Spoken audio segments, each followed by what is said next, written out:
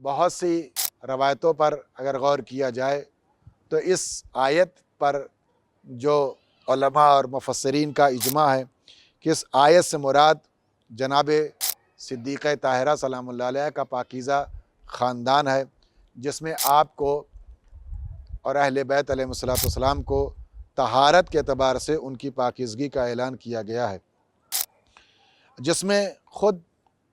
اللہ نے جناب جبرائیل کے ذریعے سے حدیث سے قصہ میں یہ بیان فرمایا ہے کہ اس سے مراد کون ہے۔ سب سے پہلی چیز یہ ہے کہ یہاں پر رجز سے مراد کیا ہے۔ علماء نے اور بالخصوص آغا طباطبائی نے صاحب تفسیر المیزان نے اس میں رجز سے مراد رجز سے ظاہری بھی لیا ہے اور رجز سے باطنی بھی قرار دیا ہے۔ لہٰذا اللہ نے اہل بیت علیہ السلام کو معصوم قرار دیا ہے، معصوم خلق کیا ہے۔